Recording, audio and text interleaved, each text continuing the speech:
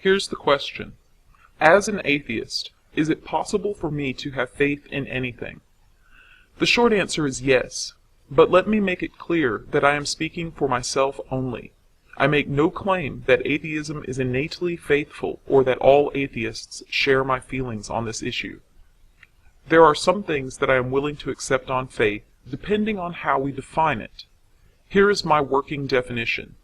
Faith, belief in something for which I have insufficient proof. This is a modified version of a dictionary definition of faith.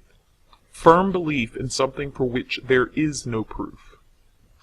My beliefs are subject to change when I assimilate new information that challenges them, so I'm reluctant to call any of my beliefs firm.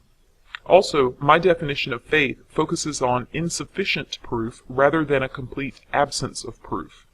In this sense, I have faith in elevators. There is proof that elevators are reasonably safe, but I haven't reviewed this data, so I take elevators on faith. According to the stricter definition, this isn't faith because proof of their safety exists whether I've examined it or not. So strictly speaking, I don't have faith in anything, but for the sake of exploring the value of my softer definition, it's the one I'll be working with now. Quite a few theists have derisively accused atheists of having faith. In an interview with Richard Dawkins, Bill O'Reilly once said, "I think it takes more faith to be like you, an atheist, than like me, a believer." As shocking as this might be, I happen to agree with O'Reilly here.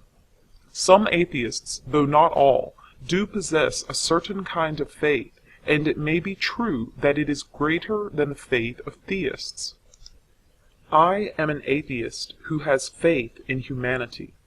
Against all of the evidence, I believe in us. I believe in our potential. I believe that we are capable of more than rapacious wars and monstrous oppression. I have faith that the greatest of human virtues can blossom to greater heights without coercion or threats. I believe that we can bring fruits of literacy to everyone. I have faith that we can meet every basic human need without a single person excluded, not just from survival, but from the opportunity to flourish and enrich our world with the best each individual could offer under the best of conditions possible within our ability to create. I believe that this can be achieved without a trace of fascism or loss of individual freedom. I have faith that despite all of the differences in human values throughout the world, there are crucial commonalities among us that could form the foundations of peace between us. I believe that we could stop wasting time and resources fighting each other and devote them instead to the long-term preservation and well-being of our own species, our own planet, and the colonization of other worlds to ensure that the destruction of Earth by any means will not mean the end of humanity. I believe that cooperation is more powerful than competition in the long run, and that humans are capable of working together for goals of such elegant grandeur that our mythologies will be conspicuously dull and unimaginative by comparison. All of this is my leap of faith. Much of human history cries out against such a faith. Some will point out all of the horrible crimes committed by humanity. But if you are capable of noticing this, then you are capable of noticing the alternatives. This sort of talk from me will likely result in cynicism from theists and non-theists. But I'll tell you why I think this way and reveal the source of my faith. There is something else I believe for which I do have evidence, and it is this belief that forms the backbone of my faith in humanity. Change is possible. People forget this simple fact. When you keep seeing the same problems day after day, year after year, it's difficult not to become jaded and begin generalizing. Nothing ever changes. But generalizations inherently involve omissions, and the omissions are important. I have witnessed change. So have you. Stop and think about this. For every stubborn person who refuses to change, think of all the people you know who have changed. Think of the changes that you yourself have gone through. What have you learned? Have you seen no improvement in any members of your family, Any of your friends or in yourself? What about on a larger scale? Has your society remained static for all of its history? Has it only moved in horrible, negative directions? Or can you think of any examples that have been obviously positive? I'm not going to bother citing examples. If you can't think of any, then you probably aren't thinking at all. Occasionally, I have been accused of idealism in much the same tone as I might be accused of stupidity, as if these ideas were synonymous. Idealism isn't stupid. We all have ideals. It's just a matter of which ones we choose. People have told me that I have a misguided belief that humans can create some kind of utopian future, and that this is simply unrealistic at best or fascist at worst. But this is an incorrect understanding of the sort of future I'm describing. Food, education, clothing, shelter, medicine, peace, cooperation, and the preservation of human existence on Earth and elsewhere are all worthwhile goals which, if ever achieved, will still not constitute a utopia. I have no delusions that all human problems could ever be permanently solved.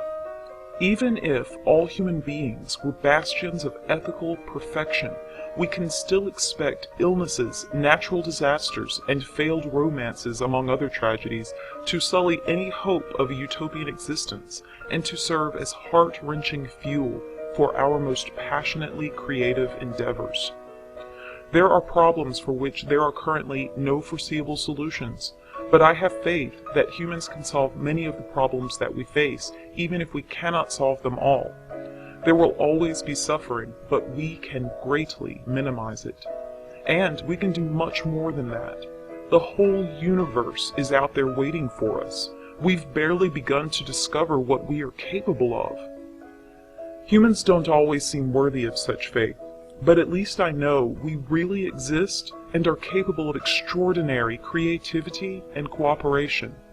I may not have sufficient proof for believing that humanity is capable of the sort of future I've described, but number one, I do have at least some evidence to support humanity's ability to improve, and number two, if ever there were a useful direction in which to make a leap of faith, wouldn't this be it? To believe in ourselves as a species and to pursue a future together that supports the least controversial but most necessary components of human well-being. What are the consequences for being correct or incorrect in that belief? If the belief is correct, then we attain greater heights of human well-being and potential as well as insurance against our own destruction. If the belief is incorrect and humans are capable of less than I give us credit for, then we will have simply tried and failed.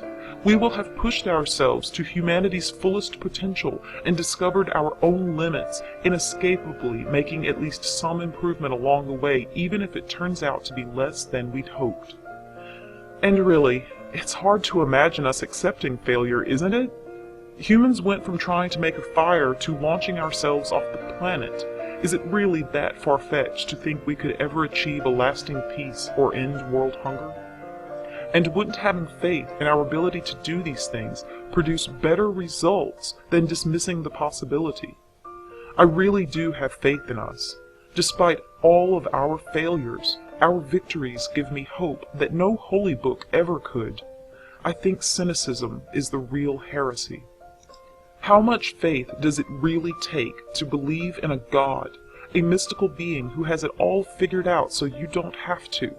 And how much faith does it take to let go of the divine teddy bear and pull your weight with the rest of humanity, striving for the future of our children as if there will be no magical rescue from above? I find myself in the rare position of agreeing with Bill O'Reilly. For those of us who believe as I do, I think it probably does take more faith to be an atheist. But what does that mean for theists, those who value faith so highly?